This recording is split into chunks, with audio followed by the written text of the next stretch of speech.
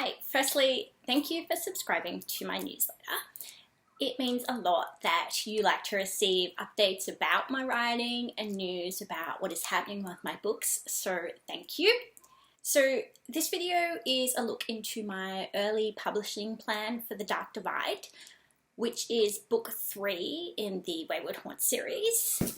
Is book 1 with the brand new cover. Here is book 2.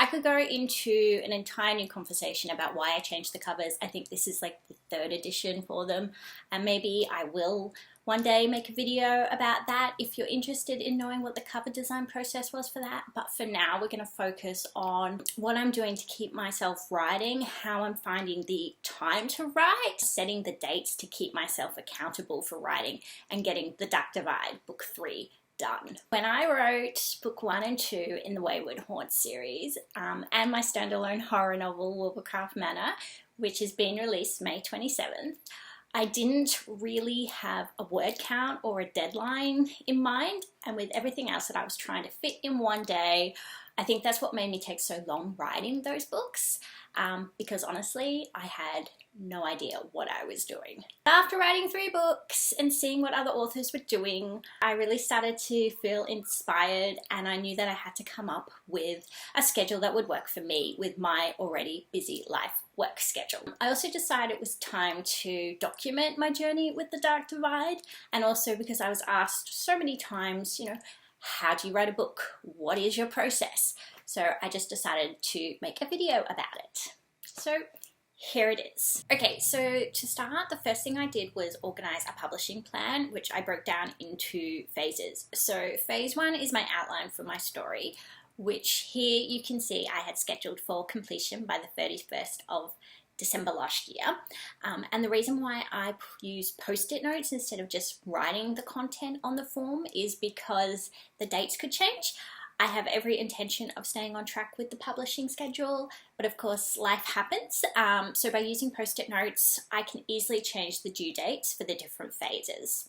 So after the outline was organised, I moved on to the first draft, and you can see here that I have given myself a date from the 1st of January this year to the end of March. Now, I had already started writing the first few chapters of The Dark Divide last year, and I reached about 28,000 words, so I'm fairly confident that I can get the remainder of the novel completed by the end of March, but let's just see what happens. So after I have completed the first draft, I'm planning to take a week off, which you can see here, according to my plan, is the first week of April. I think it's important to distance myself for a bit of time from my story and just focus on something else for a while. For me, that could be focusing on some marketing ideas. It might even be just taking a bit of time off to catch up with some reading, which now that I think about that, that sounds amazing. The reason I think it's important to have some distance from the story is because straight after writing the first draft, I'm still going to be so close to it. If I were to edit straight away, I wouldn't see the plot holes. I likely wouldn't see any of the punctuation or grammar issues. So that's why I'm going to distance myself, because I can then approach the draft with fresh eyes and a refreshed brain. Right, so after the break, I have scheduled in my self-edit from the 10th of April through to the 16th of April, which is a week. That will give me enough time to find and fix any obvious mistakes.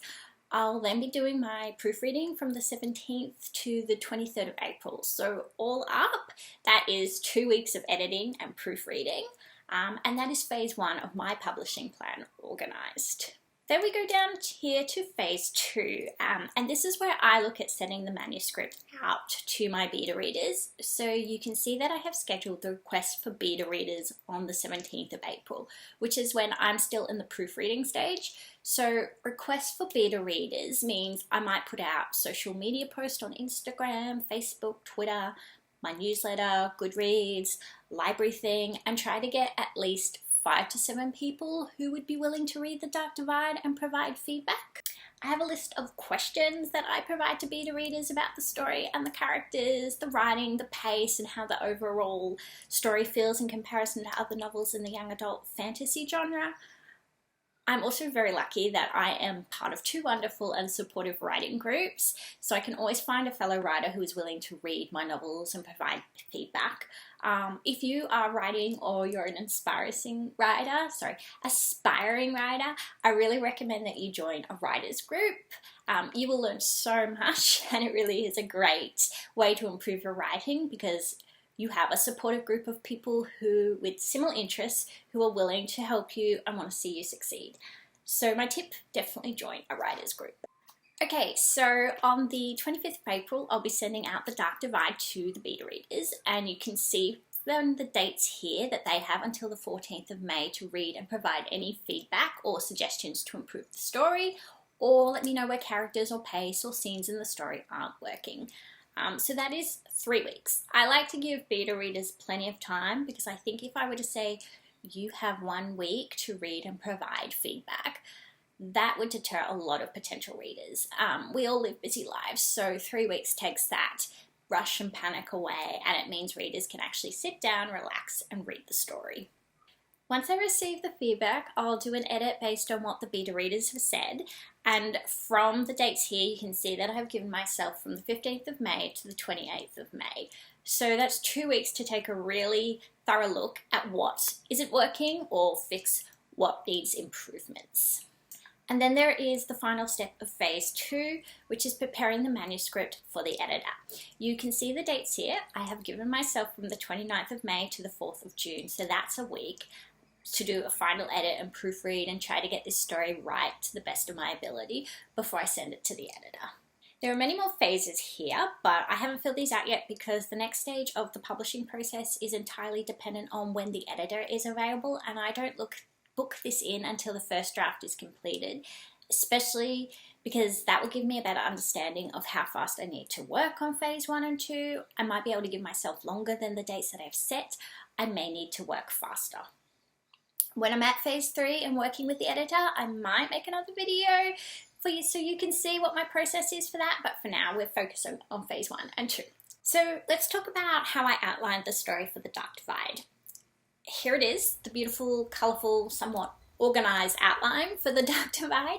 I know that there are programs out there like Scrivener where you can organise your outline for a story, but I prefer to have something like this on my wall because it's the first thing I see when I enter my office every morning, and it reminds me that I have to write. It keeps me accountable. So what is this madness that you're seeing here? Let me explain. I like to outline my stories by scenes rather than chapters. I let my writing choose where a chapter ends. At this stage, most of my chapters for the Dark Divide are about 9 pages long, and that's in A4 size. For the Wayward Haunt and the Full Reverence, the chapters were about 6 pages. So I'm thinking the Dark Divide is going to be about the same length as the first 2 novels, but there will be less chapters. There'll just be more content in each chapter. So each post-it note is a different scene, and on each post-it note there are 3 items. The setting, so that's where the scene is going to take place. The characters, so who is in the scene, and that includes characters with a speaking part and characters who are also silent. And finally the subject, so what is the main purpose of this scene? What is the reader going to learn? I don't go into great detail. It's a note, 1 sentence to remind me what the scene is about. I am one of these people who are obsessed with being organised and having lists. Being able to tick something off my list gives me a huge sense of accomplishment. So once a scene is completed, you can see that I have ticked it in the upper right corner. I have all of this still to write by the end of March. Fingers crossed I can do it. Okay, so let's talk about my writing schedule and how I've been able to keep myself motivated to write. Here it is, my writing schedule for January. I use a whiteboard to plan the word count goal for each day and then document what I actually achieved. Sometimes it's more, sometimes it's less, and that's okay. So on the 1st of January, right up until the 8th, I was on holidays. My work was closed over the Christmas and New Year period, which meant I knew I could achieve a lot more writing on these days. So I set myself a higher word count, which was 1,500 words a day. Could I have done more? Yes. Probably, but I also wanted to spend some time with my family and relax and just take some time to read some books. So during this period, I broke the writing schedule into 3 sections. I wrote 500 words in the morning, 500 words after lunch, and then 500 words in the late afternoon. And that worked really well for me. My goal for that week was to write 9,000 words. I achieved 11,591 words. Then we head over to the 9th of January, where I returned to work and my post-holiday depression kicked in. I did not give myself a high word count to achieve because I know from experience that I'm not going to achieve it. And if you don't achieve goals that you set for yourself because they're unrealistic, you're really going to be deterred and you're not going to enjoy the writing process. So for me, I set goals that I know that I can achieve. My writing schedule has to fit in with my work schedule. Mondays I have to go into the office. That's 8 hours of work, half an hour on the train to get to work and back home. So that's another hour of the day gone. That's when I like to do my reading. And then there's cooking dinner and cleaning up. So it's about 7 p.m. by the time I can sit down and do some writing. And by then I'm totally exhausted.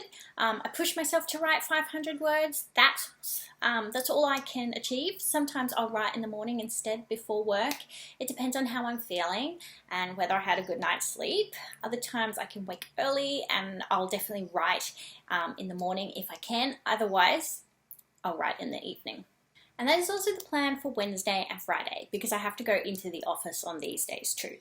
Tuesday is a little different. I work from home on Tuesdays, so that eliminates that hour train journey to and from work and the time I take in the morning, obviously, to get ready for work. So that is an extra hour and a half of writing time, which means I can move the word count up to 1,000 words. Thursday is my favorite working day of the week because this is the day that I solely get to focus on my book. I work part-time, so Thursday is my day off, or as I like to refer to it, my book day. And my goal for Thursday is 1,500 words. If I can achieve more, awesome. I'm happy. If I can only achieve 1,500 words, that's great. I'm still on track. Saturday, I have no writing scheduled because I focus my energy on my social media posts. Announcements, marketing, you get the idea. But of late, I've been feeling a bit more motivated and I have managed to get about 500 words completed. So that is always exciting when that happens. And then finally on Sunday, I like to write 1,500 words in the morning to free up Sunday afternoon so I can actually have a rest before I do it all again on Monday. So from the 9th to the 15th, my word count goal was 5,500 words. I achieved 6,903 words. The following week, I kept the same kind of schedule except for Sunday. I was not well on this Sunday. I had a headache and I decided I needed to stop and rest. I did not achieve anything that day, which is disappointing, but my health and sanity was more important. So that week, my word count goal was 5,500 words and I achieved 5,693 words. Still reached my goal. I'm happy. Currently, keeping in mind that I already had written around 28,000 words late last year, my total word count for the Dark Divide as of filming this video is 56,326 words. So in 3 weeks, I have achieved 24,187 words. My goal for the month is 25,000 words. So I am super happy with the progress that I am making. How long do I think the Dark Divide is going to be in word length? Thinking of all the scenes that I still have to write, I'm estimating maybe 110,000 words, so I'm at the halfway mark.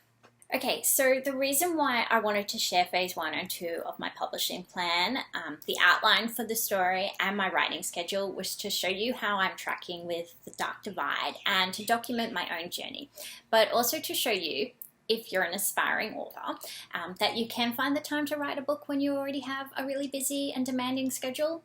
It's taken me 3 books to find a schedule that works for me.